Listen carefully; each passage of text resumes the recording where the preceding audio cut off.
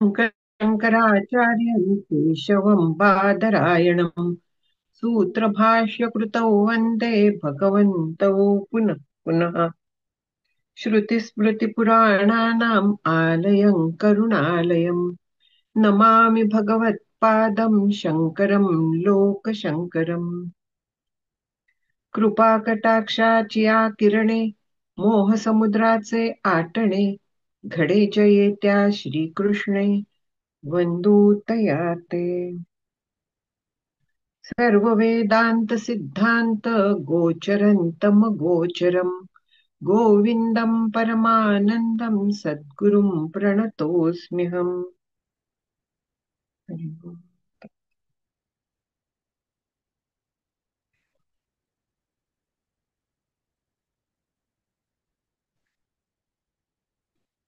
आपलं गेल्या वेळे 142 जवळजवळ झाला होता. तो असा आहे श्लोक. दिगंबरो वापि च सांबरो वा त्वगंबरो वापि चिदंबरस्थः उन्मत्तवद्वापि च बालवद्वा पिशाचवद्वापि चरत्यवन्याम्. जीवनमुक्त अवनीवरती कसा काय फिरत असतो, काय स्थितीत फिरत असतो, त्याला नियम नाहीयेत हे इथे सांगितलेलं आहे. पूर्णपणे दिगंबर म्हणजे दिशारूप वस्त्र धारण करणारा, म्हणजे कपडे न घातलेला असाही फिरू शकतो, किंवा उत्तम कपडे सुद्धा घालू शकतो, किंवा अ, सालींचं वस्त्र म्हणजे वल्कल वगैरे अशीही काही धारण करू शकतो. त्याला नियम नाहीये. वस्त्राच्या बाबतीत नियम नाहीये, त्याच्या वागण्याच्या बाबतीत नियम नाहीये. त्याला अ, म्हणजे काय म्हणूया आपण, वेड्यासारखा राहू शकतो, बालोन्मत्त म्हणजे लहान मुलासारखा, उन्मत्तासारखा, पिशाचवत कसाही तो राहू शकतो, किंवा पूर्णपणे व्यवहारात राहून उत्तम सगळा व्यवहार सांभाळू शकतो. याला नियम नाहीये. म्हणजे जीवनमुक्त व्यवहार सांभाळतोय म्हणजे तो जीवनमुक्त नसला पाहिजे अशा पद्धतीचं काहीही नाहीये. किंवा वेडे सगळे जीवनमुक्त असतात असंही नाहीये. इथे भोंदू यांचं फावतं की लोकांना वाटतं की हा वेड्यासारखा वागतोय म्हणजे हा मुक्त असला पाहिजे, मग ते मुद्दाम तशा पद्धतीचं करू शकतात. इथे कुठचाही पद्धतीचा नियम जीवनमुक्ताला लावता येत नाही. वरवर पाहिलं तर त्याची लक्षणं सांगता येत नाही.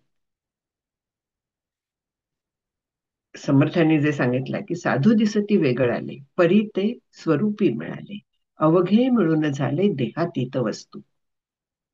किंवा सद्गुरूंचे मुख्य लक्षण जे आहे तर ते म्हणजे स्वरूप, स्वस्वरूपी अनुसंधान, अखंड स्वरूपात असतात ते. तिथे आत्ता स्वस्वरूपाचं अनुसंधान आहे नंतर नाही वगैरे नाही, कायम ते स्वरूपात असतात. हे त्यांचं मुख्य लक्षण आहे. पण मग वरती वरवर बघितलं तर कसा तो वागतो त्याला सांगता नाही येत. कसाही वागला तरी त्याचं निर्लेपत्व बिघडत नाही. मुख्य हे तो पूर्ण निर्लेप असतो. म्हणजे त्याच्या वागण्याचा त्याला लेप लागणार नाहीये. लेप लागणार नाहीये म्हणजे काय आहे? पाप पुण्यात त्याचं कृत्य जमा होणार नाहीये. लेप लागणार नाहीये म्हणजे तिथे पाप पुण्य वगैरे काहीही निर्माण होणार नाही. नैष्कर्म्य सिद्धी ज्याला म्हणतात ती त्याला प्राप्त झालेली असते. का प्राप्त झालेली असते? कारण तो करून अकर्ता असतो.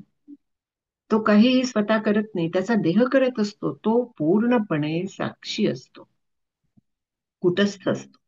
तो ब्रह्म होऊन विचारे ब्रह्माची माझी, अशी त्याची स्थिती असते. आणि अशी स्थिती असल्यामुळे वरवर तो कसाही असला तरी फरक पडत नाही. माऊली म्हणतात ना की देह तरी वरिचिलीकडे आपुलिया परी हिंडे परी बैसका न मोडे मानसींची. आतमध्ये जे ज्ञान आहे त्याला जराही धक्का लागत नाही. देह प्रारब्धापणे हिंडतो, देह प्रारब्धानुसार जे काय त्याचं चालायचं ते चालतं, पण त्याचा अंतःकरणातली जी स्थिती असते ती कधीही बिघडत नाही. हे त्याचं मुख्य लक्षण आहे. आणि ते त्याच्या सहवासात थोडस राहून, त्याचं निरीक्षण करून, सद्गुरूंची लक्षणं किंवा जीवनमुक्तांची लक्षणं, स्थितप्रज्ञाची लक्षणं ही त्याला लावून आपण तपासल्याशिवाय आपल्याला कळत नाही. आणि ते देखील आपण जर का थोडेफार अभ्यास केलेला असला, आपली जर का स्थिती चित्तशुद्ध, शांत वगैरे ह्या पद्धतीची झालेली असली तरच आपल्याला कळण्याचा संभव आहे. नाहीतर आपण पूर्णपणे बद्ध आणि आपण जीवनमुक्तांना शोधायला लागलो, आपल्याला कळणार नाही. म्हणूनच तर जे सर्वसामान्यपणे हल्लीचं खाओ पिओ जिओ हे जे जीवन जगणारी लोक आहेत ते नावं ठेवतात, त्यांना कळत नाही कितीतरी वेळा. कोणालाही साधू म्हणतात आणि अनेक ते पूर्णपणे थुतांड आहे असंही म्हणतात. त्यांच्याकडे आपल्याला लक्ष द्यायचं कारण नाहीये, हे सरळ आहे अगदी. आणखीन मुख्य इथे हे लक्षात घ्यायचं की तिथे त्यांच्या जवळ राहून निरीक्षण केल्याशिवाय, आपली स्थिती थोडी तरी वरती गेल्याशिवाय आपल्याला साधू ओळखता येणार नाहीयेत. एक समर्थांची छान ओळी आहे फार, की देहबुद्धी धरून बळकट, ब्रह्म पाहू गेला धीट, तो दृश्याने रुधली वाट परमार्थाची. हे साधकाच्या संदर्भात जसं आहे तसं साधू ओळखायला जाण्याच्या संदर्भात देखील हे खरं आहे. जे वरवर दिसत आहेत, लक्षणं दिसत आहेत, त्याच्यावरती आपल्याला साधू ओळखता येत नाहीत. हे इथे अगदी आपल्याला स्वच्छपणे सांगितलंय. पृथ्वीवरती तो कुठेही हिंडेल, कुठेही बसेल, गादीवरती बसेल, सिंहासनावरती बसेल, नाहीतर उकिरड्यावरती सुद्धा बसेल. काहीही त्याच्याबद्दल रूल नाहीयेत. त्याच्यासाठी कोणीही काहीही नियम लावू शकत नाहीत. पण तरीही ते सहसा नियम सोडून वागत नाही. कारण लोकांना आदर्श घालून द्यायचा असतो ना, त्यामुळे ते साधारणपणे नियम सोडून कधी वागत नाही. मग पुढेही सांगतात की कामान निष्काम रूपी संश्चरेत्येकचरो मुनीः स्वात्मनैव सदा तुष्ट स्वयं सर्वात्मना स्थितः. म्हणजे एकचर चरती, एकटा हिंडत असतो, त्याला सोबतीची गरज नसते. मला अमुक पाहिजे बरोबर, 10 शिष्यांचा ताफा पाहिजे वगैरे असं काहीही नसतं. तो एकटाही हिंडत असतो, माणसात असतो, जनामध्ये वागे परी जना वेगळी गोष्टी सांगे, ज्ञान जयाचे अंतरी जागे तोची साधू. किंवा एकांतात असतो, काही निवळ, काही गलबला, ऐसा कंठित जावा काळ, अशा तऱ्हेची एक समर्थांची ओळी आहे. काही गलबला, काही निवळ. म्हणजे काही काळ जनात राहतील, काही काळ एकांतवास सहन सोसतील, म्हणून पेक्षा सुद्धा आवडीने जातात ते. लोकांतात राहणं हे ईश्वराने त्यांना सोपवलेल्या कामामुळे त्यांना करायला लागतं, प्रारब्धामुळे करायला लागतं. पण त्यांची खरी आवड जी असते ती एकांताची असते. आणखीन एकांतात छान अगदी आपल्या स्थितीमध्ये आनंदाने राहणं हे त्यांना खरं प्रिय असतं. तुकाराम महाराज का डोंगरावर जाऊन बसायचे, समर्थ का कुठच्या तरी घळीत पर्वतावरती वगैरे जाऊन बसायचे, हे कारण आहे. ज्ञानदेवांनी का समाधी घेतली लवकर? पुरे झालं लोकांचा संघ आता. तुकाराम महाराज तर म्हणतात, पाहू नये तोंड विटाळाचे, इथपर्यंत बोलतात की ह्या जगाचं तोंड सुद्धा बघू नये बस. पण तरी देखील संत आहेत ते, त्यांना कळवळा असतो. आणि ईश्वराने ही कामं जी सोपवलेली आहेत त्यांच्यावरती, तर ते करत राहतात. म्हणूनच त्यांना संत म्हणतात. मेघवृष्टी परी करू उपदेश, हा त्यांचा बाणा असतो. तेच काम त्यांच्यावरती ईश्वराने सोपवलेलं आहे, ते करत असतात. पण नेहमी स्वरूपामध्ये संतुष्ट असतात ते. एकटा हिंडतो, लोकात राहतो, किंवा सदा तुष्ट, स्वात्मना एव सदा तुष्ट, म्हणजे आत्मस्वरूपात स्वरूपाच्या मध्ये त्याला जे ज्ञान असतं, मी स्वस्वरूप म्हणजे ब्रह्म आहे, हे त्याला जे दृढ झालेलं ज्ञान असतं, सहज झालेलं ज्ञान असतं, ते आठवण नाही करून द्यायला लागत. तर त्या ज्ञानाच्या मुळे तो कायम आनंदात असतो. ज्ञानाच्या मुळे आनंदात असतास म्हणजे काय आहे? मला आता सांगितलं कोणीतरी की तू ब्रह्म आहेस, तू आनंद रूप आहेस, सच्चिदानंद रूप आहेस, मला एवढं कळलं, म्हणजे मग मी आनंदात राहणार आहे का? तसा त्यांना अनुभव असतो प्रत्यक्ष. ते सच्चिदानंद रूप झालेले असतात आणि ते तसेच झालेले असतात, त्याच्यात स्थिरावलेले असतात. आणि अशा स्थिरतेच्यामुळे त्यांना कायम प्रसन्नता असते, पूर्ण प्रसन्न असते.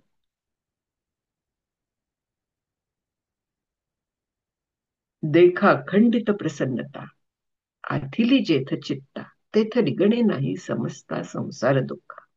संसार दुःखांचा तिथे लेशही नसतो, केवळ प्रसन्नता असते. कुठचीही परिस्थिती येऊ, त्यांची प्रसन्नता ढळणार नाही. ते जसे आहेत तसेच असणार आहेत, कायम तसेच असणारे. सर्वात्मना स्थित. कारण काय आहे, सर्व काळ ते असतातच संतुष्ट. आणखीन सगळ्या जगात त्यांना आत्मस्वरूपच दिसतं. कारण ब्रह्म झालायत ना ते. मग ब्रह्म सगळीकडे व्यापून आहे, ब्रह्म नाही अशी जागाच नाहीये. सगळं चैतन्य रूप आहे. सगळं जे जग आहे ते चैतन्य रूप आहे, चित रूप आहे, स्फुरद रूप आहे, आनंद रूप आहे. हा त्यांना अखंड अनुभव असल्यामुळे ते आत्मस्वरूप हे सगळीकडे समान आहे. जड चेतन सगळीकडे हे चैतन्य व्यापून आहे, ही त्यांची निश्चित बुद्धी झालेली असते, पक्की बुद्धी झालेली असते. आणि मग अशा ह्याच्यात त्याला कसली कामना उरणार आहे? कस्य कामाय शरीरम अनुसंजरित. कुठच्या इच्छेने, किम इच्छन, काय इच्छा त्याला होणार आहे? कुठच्या गोष्टीच्या मागे तो धावणार आहे? शरीराला सुख मिळावं म्हणून धावणार आहे का तो? नाही धावणार, शक्य नाहीये. म्हणून तो पूर्ण निष्काम झालेला असतो. वैराग्य जे आहे ना, तर ते सुरुवातीला आपल्याला बळजबरीने सक्तीने थोडस असं अंगीकारायला लागतं. बरं, तसं झालं नंतर विवेकाने ते दृढ व्हायला लागतं. दृढ होतं ते. आणि ज्या वेळेस हा अनुभव दृढ होतो, त्यावेळे त्या वैराग्याला इतकी सहजता येते की मला वैराग्य हे सुद्धा त्याच्या लक्षात येत नाही. त्याला गुणगंध वैराग्य म्हणतात. म्हणजे त्याचा गंध सुद्धा नाही आता उरलेला गुणांचा, आणखीन बाकीच्या गोष्टींचा. पूर्णपणे वैराग्य संपन्न, कारण तो ब्रह्म झालेला आहे. सगळीकडे ब्रह्म आहे, कशाची त्याला इच्छा राहणार आहे? तो आनंदरूप झालेला आहे. मग आनंदासाठी आपण सगळ्या गोष्टींच्या मागे लागत असतो. तो कसल्या गोष्टीच्या मागे लागणार आहे? त्याला इच्छाच नाहीये.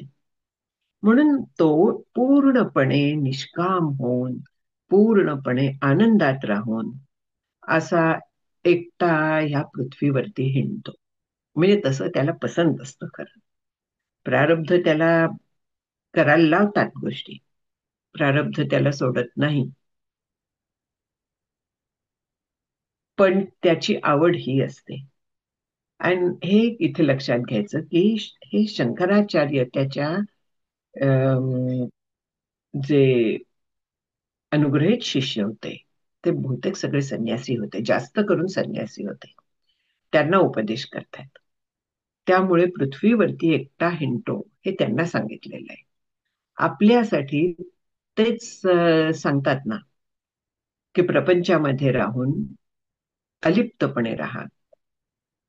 जना मध्यभागी जना वेगळी गोष्टी सांगे, किंवा संसार त्याग न करिता प्रपंच उपाधी न सांडता जनामध्ये सार्थकता विचारीची होय, समर्थ सांगतात, माऊली सांगतात. की संसार यसून युक्त तोची जाणावा संयुक्त, हे समर्थांचंच आहे, सॉरी. पण सगळ्या संतांनी आपल्याला हे सांगितलेलं आहे, काहींनी करून दाखवलेलं आहे. एकनाथ महाराज म्हणा किंवा चोखामेळा किंवा हे सगळ्या ज्ञातीमध्ये जे संत निर्माण झाले, प्रत्येकाने आपापला व्यवसाय सांभाळला, आपलं घरदार सांभाळलं. चोखामेळा म्हणा, सावतामाळी म्हणा, सगळ्यांनी स्वतःच सांभाळून केलेलं आहे. म्हणजे त्यांच्याबद्दल, कोणाच्याही बद्दल काहीही नियम सांगता येत नाही, हा नियम आहे. सांगता येणार नाही नियम, त्यांना कुठचाही लागू नये, हाच नियम आहे, एवढं लक्षात घ्यायचं आहे. आणखी निष्कामतेने विषय समोर आले, चालतायत, नाही आले, चालतायत. तिथे हवंच वगैरे सगळं गेलेलं असतं. तेच तर वैराग्य आहे ना. आणि ते वैराग्य त्याचं सहज झालेलं असतं, ज्ञान सहज झालेलं असतं. कारण वैराग्य वाचून काही ज्ञानाची तगणेची नाही. वैराग्य नसलं तर ज्ञान समजा झालं तर ते कच्चं राहतं, ते टिकून राहत नाही. कारण वैराग्य नसलं तर विषय कधी ओढतील, कुठे ओढतील, काही सांगता येत नाही. आणि मग ते ज्ञानाचं काय, सगळीकडे ब्रह्मायचं काय, कुठच्या कुठे निघून जातं. एकदा पक्क झालं ज्ञान की वैराग्य पण आपोआप पक्क होतं. त्यावेळी विषयांवरी जरी लोळे तरी विषयाचे निमेळे बोधू न मैळे तयाचा, एकनाथ महाराज सांगतात. त्याच्या बोधामध्ये फरक पडत नाही कधी, अपरिवर्तनीय दृढ वगैरे झाल्यावर. कारण आतमध्ये वैराग्य असतं. कितीही भोग भोगले तरी मला हे हवेत असं कुठल्या क्षणी सुद्धा त्याला वाटणार नाही. भोग भोगताना देखील तो स्वतःच स्वरूप विसरत नाही.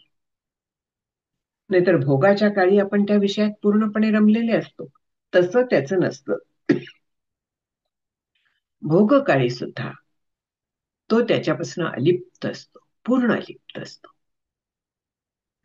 क्वचिन मूढो विद्वान क्वचिदपि महाराज विभव, क्वचिन भ्रांत सौम्य क्वचिद जगराचार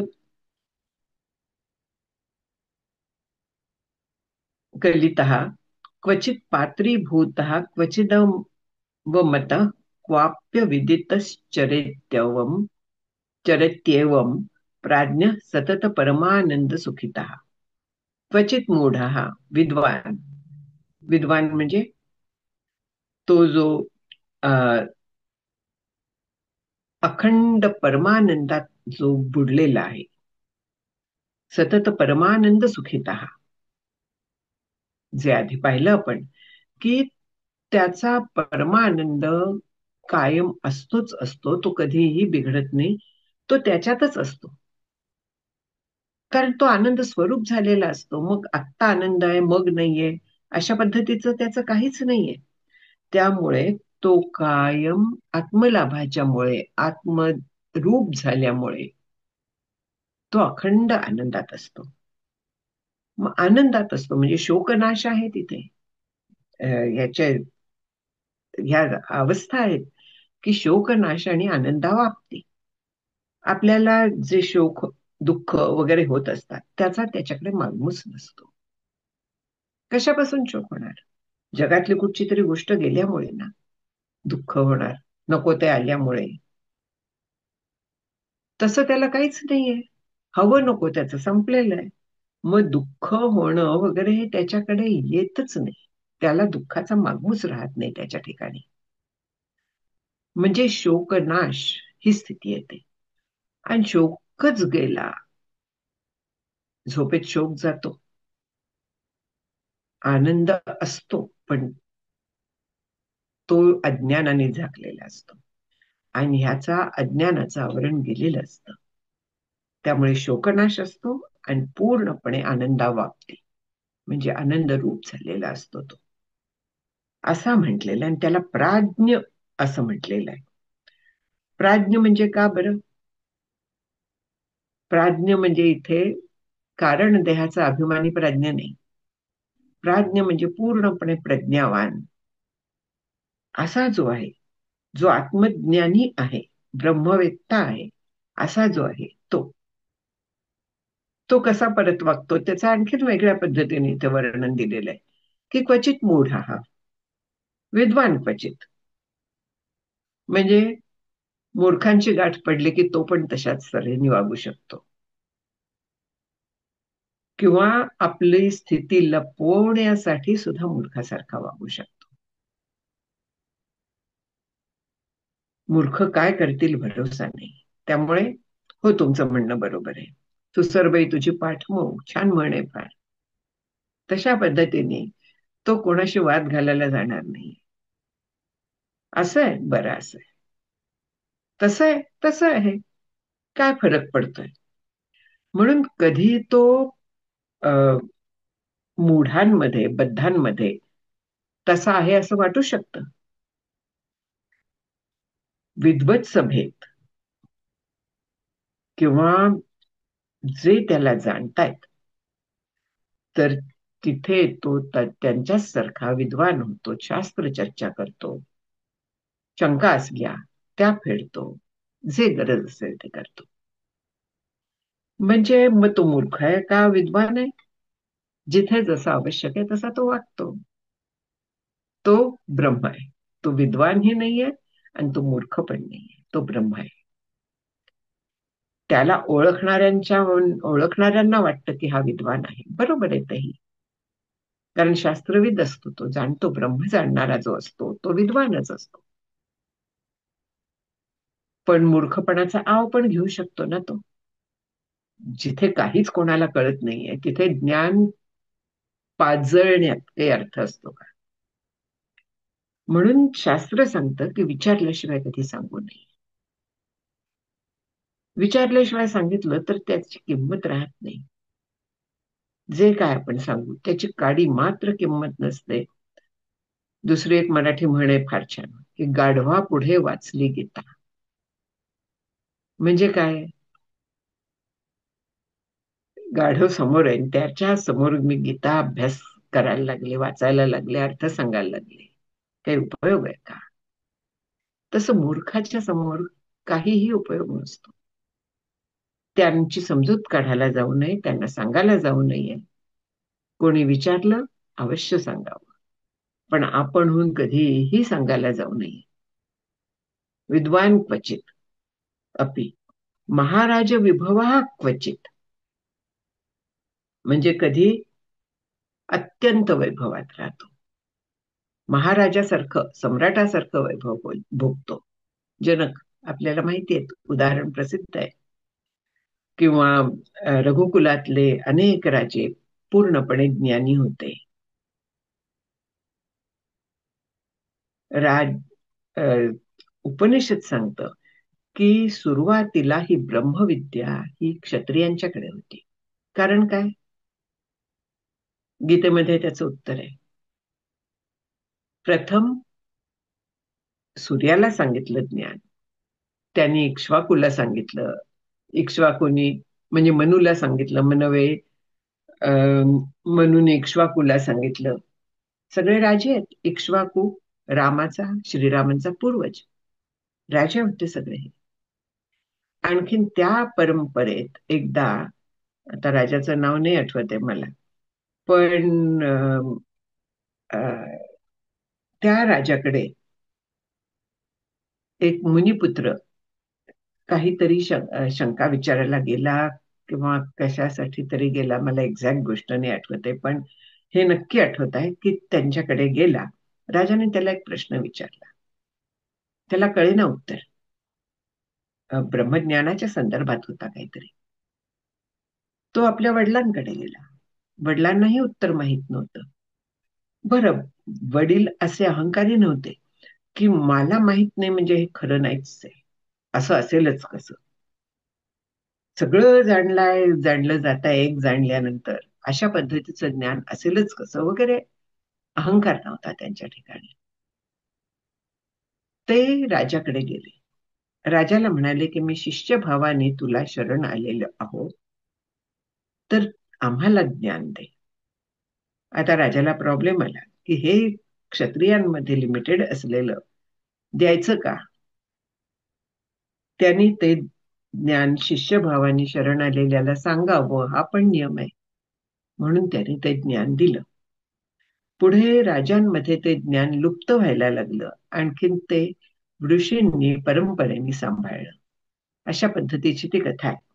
म्हणजे महाराज विभवा हे जे म्हटलेलं आहे की अ, अत्यंत राजासारखा ऐश्वर्य भोगणारा, राजवैभवात राहणारा, असा देखील असू शकतो. क्वचित भ्रांत सौम्य, क्वचित क्वचित अ, भ्रमण करणारा इथे म्हटलेलं आहे. भ्रांत म्हणजे भ्रमित पावलेला असं नाहीये. तर भ्रांत म्हणजे भ्रमण करणारा, हिंडणारा. कधी एका जागी राहणारा असतो, कधी हिंडणारा पण असू शकतो. सौम्य म्हणजे अत्यंत ज्याचं दर्शन सुखदायक आहे, छान आहे. लोकांना त्याच्या दर्शनानेच तया दर्शने स्पर्शने पुण्य जोडे, तया भाषणे नष्ट संदेह मोडे, अशा तऱ्हेचा पण असतो. सर्वसाधारणपणे जेव्हा आपण जीवनमुक्तांच्या किंवा उत्तम साधकाच्या सहवासात राहतो, तेव्हा आपल्या मनातल्या वासना, इच्छा, संताप वगैरे आपोआप कमी होतात. आपोआप त्यांना त्याच्यात फरक पडतो. याला कारण तो सत्वगुण त्याचा इतका असतो की त्याचा तिथल्या वातावरणावरती देखील परिणाम व्हायला लागतो. म्हणून तो अतिशय प्रिय दर्शन म्हणजे सौम्य, शांत, छान वाटतं त्याच्याकडे पाहिल्यावरती, असा असतो. तर कधी कधी अजगर आचार कलिता,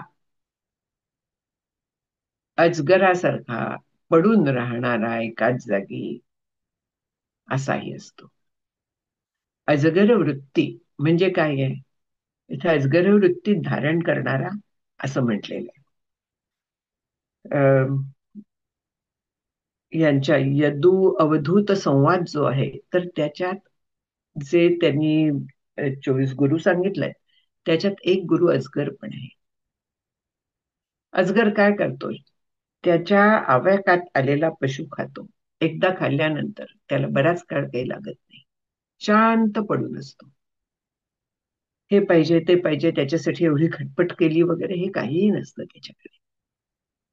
तसा हा शांतपणे पडून राहतो, प्रारब्धात येईल ते खातो, असाही कधी कधी असतो. तर कधी कधी क्वचित पात्रीभूत म्हणजे सत्पात्र बनून लोकांच्याकडनं मान स्वीकारतो. विद्वानांच्या सभेत सुद्धा उच्चस्थानी बसतो, त्याला सत्कार केला जातो. तर कधी कधी क्वचित अवमत, अपमान सुद्धा त्याला सोसायला लागतो. काहीही असलं तरी त्याच्या स्वरूपात फरक पडत नाही, त्याच्या आत्मस्थितीत फरक पडत नाही, त्याच्या संतोषात फरक पडत नाही. तो जो असतो तर तो कायम शांत आनंदी असाच असतो. सत्कार काय? तुल्य मानापमान हो, शीतोष्ण सुख दुःखेशु समसंग वर्जिता. आपल्याला गीतेतले सगळे हे माहिती आहेत, पण आपण ते लावून बघत नाही, आपण तसा व्हायचा प्रयत्न करत नाही.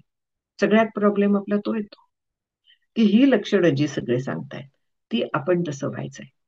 जे सिद्धांची स्थिती असते ती साधकाच्यासाठी साधना असते, तो आदर्श असतो. त्याप्रमाणे आपण साधना करायची असते, त्याप्रमाणे वागायचा प्रयत्न करायचा असतो.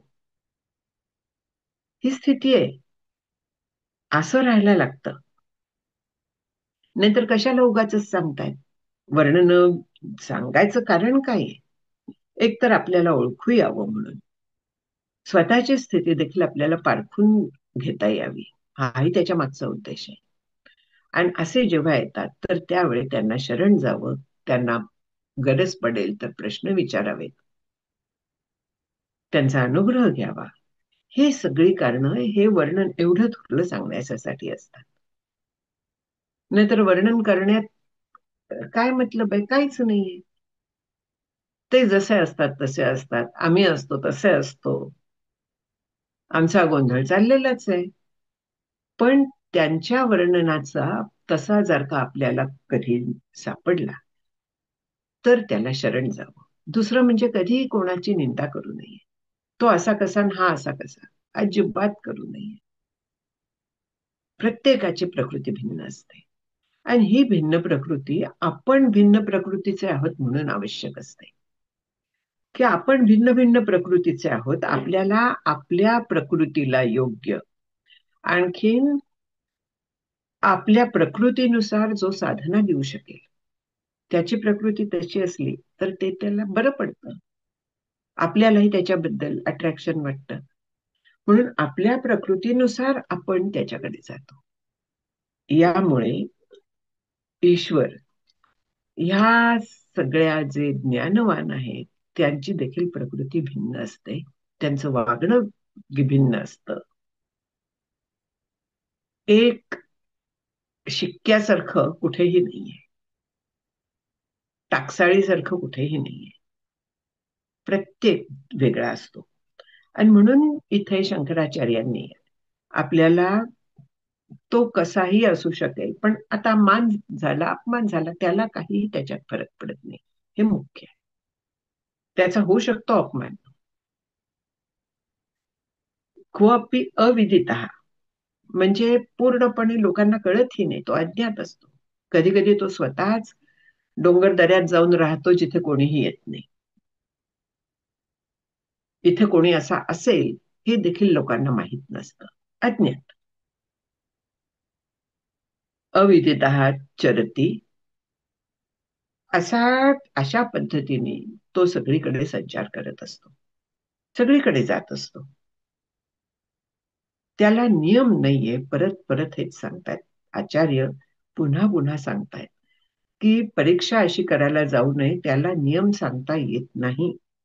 तो जसा असतो तसा असतो, पण एक नक्की असतं की त्याची आत्मस्थिती पक्की असते. आत्मस्थितीत त्याच्या फरक पडत नाही, तो जसा असतो तसाच असतो. प्रत्येकाची आत्मस्थिती तीच असते. वरकरणी पाहता त्याच्या प्रकृतीच्या प्रमाणे, प्रारब्धाप्रमाणे तो हिंडेल फिरेल, गप्प एका जागी बसेल, वैभव भोगेल, नाहीतर दारिद्र्य पत्करेल, काहीही त्याचं सांगता येत नाही.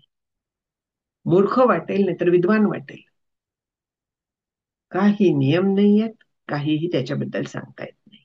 अंतस्थिती मात्र तीच असते आणि ती सहवासात राहिल्याशिवाय तो स्थितप्रज्ञ आहे की नाही हे कळत नाही. परत परत हे सांगायला लागतं, कारण आपण परीक्षा करायला जातो. आपण स्वतः काहीतरी प्रगती केलेली असल्याशिवाय आपल्याला त्यांची स्थिती कळणार नाही. अगदी आपल्या शेजारी जरी राहत असला, घरात राहत असला, तरी देखील आपल्याला त्याची स्थिती कळणार नाहीये, आपली प्रगती नसली तर. हा हा शांत आहे, चांगला आहे, इतपर त्याच्या पलीकडे नाही त्यांना कळणार. त्याची स्थिती काय आहे ही घरातल्यांना शेवटी कळते.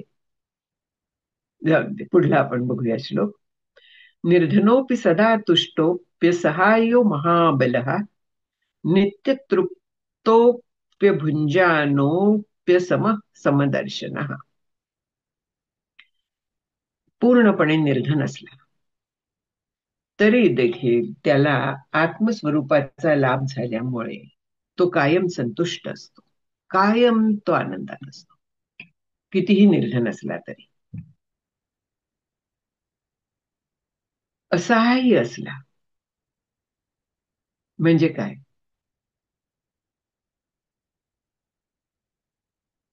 त्याला कोणी सहाय्यक नसतो असं म्हणू शकतो, किंवा तो कोणाला सहाय्य करत नाही असंही घेता येईल. असहाय्यचा अर्थ असं असलं तरी देखील महाबल हा असतो, म्हणजे मग इथे त्याच्या साह्याला कोणी नाही, किंवा त्याचं शारीरिक गलित गात्र झालेलं आहे असं जरी असलं तरी तो महाबली असतो. का? त्याच्याकडे धैर्य असतं, विवेक असतं, वैराग्य असतं. केवढं बळ आहे, मानसिक बळ जे आहे ते प्रचंड आहे. शारीरिक बळ जरी दिसलं नाही तरी देखील हे बळ जे आहे हे त्याच्याकडे फार मोठ्या प्रमाणावरती आहे. महाबल हा म्हटलेला आहे. धैर्य हे परमार्थात लागतं, अनेक गोष्टींसाठी लागतं. एक तर विरोध थोडाफार होतोच, कोणालाही होतो, कारण जो रुळलेला मार्ग आहे खाओ पिओ जिओचा, तो सोडून हा जात असतो. त्यामुळे त्याला विरोध हा होतोच. मित्रमंडळी, घरातली लोक, नातेवाईक, सगळीकडनं विरोध होत असतो त्याला. तो विरोध बाजूला ठेवून आपलं साधन सांभाळणारा आणि कोणाशीही वितुष्ट न येऊन देता, कोणालाही न दुखवता, अशा यांनी साधन सांभाळणारा, तिथे विवेक लागतो, तिथे धैर्य लागतं, तिथे निश्चय लागतो, सातत्य लागतं, हे सगळं लागतं. म्हणून तो प्रबल शक्तियुक्त म्हटलेला आहे, महाबली म्हटलेला आहे.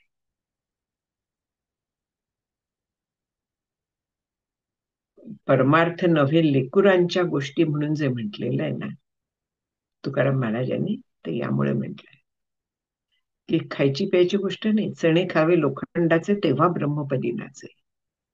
चणे खावे लोखंडाचे म्हणजे टोचायला लागतच, त्याच्याशिवाय पुढे जाता येत नाहीये. आणखीन पूर्णपणे अनुकूल परिस्थिती ही फार क्वचित मिळते. मिळाली पुण्य आहे, महापुण्य आहे. पण सर्वसाधारणपणे कुठे ना कुठेतरी विरोध असतोच, प्रारब्धाचं बळ असतंच. काय होईल, कधी होईल, काहीही सांगता येत नाही. ते सगळं आनंदाने स्वीकारणारा, विवेक वापरणारा, धैर्य ठेवणारा, असा हा प्रबल शक्तिवान असतो, महाबल असतो, नित्य तृप्त असतो. तो आपण विचार केला की त्याला कसली इच्छा बाळगणार आहे, त्याची तृप्ती ही कायमची आहे. अतृप्तता कोणाला येते? जो पूर्ण नाहीये त्याला. जिथे अपूर्णता असते तिथे अतृप्ती असते, तिथे विषयांची इच्छा असते. पण जो पूर्ण झालेला आहे, पूर्ण झालेला आहे, पूर्णाला आणखीन काय मिळाल्यानंतर मला बरं वाटेल असं वाटेल, काय मिळाल्यानंतर पूर्णत्व येईल असं वाटेल. मुळात तो पूर्ण आहे, त्याला तो अनुभव आलेला आहे. मग अशा याला कुठच्या गोष्टीच्या मुळे अतृप्ती येईल, कुठच्या गोष्टीचा हव्यास होईल, काय हवं वाटेल, काहीही नाही. तो नित्य तृप्त असतो. अभुंजान, बाह्य भोग भोगत नसतो. म्हणजे काय आहे? तो भोगत नाही. देह भोगतो. आपल्याला कथा माहिती आहेत सगळ्या. त्या कथा आपण ह्याच्यात आपल्या मनाच्या विवेकाच्यासाठी वगैरे वापरायच्या असतात. त्या गोष्टी गोष्टींची करमणूक म्हणून नसतात, तर विवेक म्हणून वापरायचा. करून अकर्ता, भोगून अभोगता, हे केवळ शब्द नाहीयेत. कारण तो भोगत नसतो. का नसतो? तो साक्षी असतो, देहाचा साक्षी आहे, तो देह नाहीये. भोग जे होतात ते देहाला होतात. आणखीन तो देहाच्या पलीकडे कधीच गेलेला असतो. देह त्याचा असतो, तो देह नसतो. मग त्याला भोग कुठनं येणार आहेत? म्हणून बाह्य भोग तो भोगत नाही, पण तरीही तृप्ती असते त्याला. आपल्याला ह्या भोगांशिवाय तृप्ती नाहीये, पण त्याला कसलेही भोग नसले तरी तृप्ती आहे. कारण तो नित्य तृप्त झालेला आहे, आनंदरूप झालेला आहे, पूर्ण झालेला आहे. त्यामुळे तो कायम तृप्त असतो. असा असमहा म्हणजे त्याच्यासारखा तोच, तरी या समय दुसरं कोणी नाही. दुसरं कोणी नाही म्हणजे दुसरं कोणी जगात नाहीच आहे ना, जे कोणी त्या अवस्थेचे झालेले आहेत. तर त्यांना त्याच्यासारखे आपण म्हणू, पण त्यांच्या दृष्टीने ते एकरूपच आहेत, त्यांच्यात भेद नाहीये. म्हणून तो उपमा रहित आहे. आणि उपमा द्यायला दुसरं लागतं ना. उपमा कसली तरी दुसऱ्याची दिली जाते. चंद्रासारखं मुख. चंद्र वेगळा आहे, आणखीन मुखवाली वेगळी आहे. इथे त्याला काय उपमा देणार आहे? कसलीही उपमा शक्य नसते, कारण तो एकमेव अद्वितीय आहे. म्हणून तो असमह आहे. त्याच्या समान दुसरं काहीही नाहीये. तो एकमेव अद्वितीय आहे, म्हणून तो असमह आहे. आणि समदर्शन, पंडित समदर्शना दर्शिभी म्हटलंय ना, की शत्रू मित्र सगळीकडे त्याची दृष्टी सारखी असते, आत्मदृष्टी असते. व्यवहार जरी व्यवहारासारखा झाला तरी त्याची दृष्टी जी असते, जगाकडे पाहण्याची जी दृष्टी आहे, ती समान असते. समचरण विटेवरी म्हटलेलं आहे, सर्वत्र समान म्हटलेलं आहे. कितीतरी पद्धतीने ह्या समान दृष्टीबद्दल बोलण्यात येतं. समान दृष्टी म्हणजे परत परत हे म्हणायला लागतं की व्यवहार हा व्यवहारासारखाच चालतो, तिथे फरक नाहीये. पण मग समान दृष्टी म्हणजे आतमध्ये माहिती असतं की सगळीकडे केवळ ब्रह्म आहे, प्रत्येक गोष्ट ब्रह्मरूप आहे, ब्रह्माशिवाय दुसरं काहीही नाहीये. ही समान दृष्टी, समदर्शना.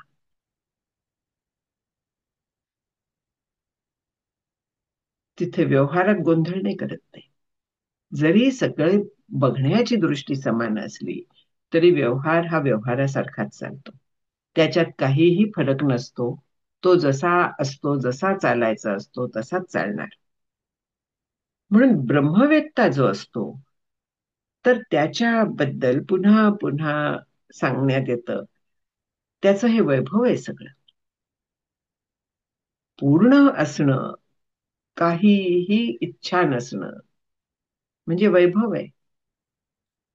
गणपतीच्या आरतीत म्हणतात ना, दर्शन मात्रे मन कामनापूर्ती. आत्मरूप गणपतीचं जेव्हा दर्शन होतं, म्हणजे जेव्हा त्याच्याशी एकरूपता येते, त्यावेळी कामनापूर्ती म्हणजे काय आहे? कामनांनाच पूर्ती आलेली आहे. कामना सगळ्या माझ्या सगळ्या गोष्टी मिळणार आहेत आणि पूर्ण होणार आहेत असं नाही. तर कामनांनाच पूर्ण विराम मिळालाय, कामना शिल्लकच राहिलेल्या नाहीयेत, कसलीही इच्छा नाहीये. पूर्ण तृप्त आहे, आत्मतृप्त. असा असल्यामुळे त्याला कसलीही इच्छा नाहीये, सगळीकडे समान दृष्टी असतो, सगळं आनंदात असतो, तो प्रसन्नता असते. वैभव असं आपल्याला पटकन लक्षात येणं सुद्धा जड जातं, असं वैभव असू शकतं हे. तेव्हा ह्या सगळ्या आता 545 जे आपले झालेले आहेत, हे देखील आणखीन पुढे देखील जीवनमुक्ताच्या ह्या वैभवाचं, त्याच्या स्थितीचं वर्णन आहे. आणि मगाशी म्हटलं तसं ते आपल्यासाठी आहे हे लक्षात घ्यायचं आणि तसं आपण व्हायचा प्रयत्न करायचा. आणखीनही काही श्लोक पर्यंत तसंच वर्णन आहे. आज आता आपण इथे थांबूया. 545 पर्यंत झालेले आहेत आपले. हरिओम.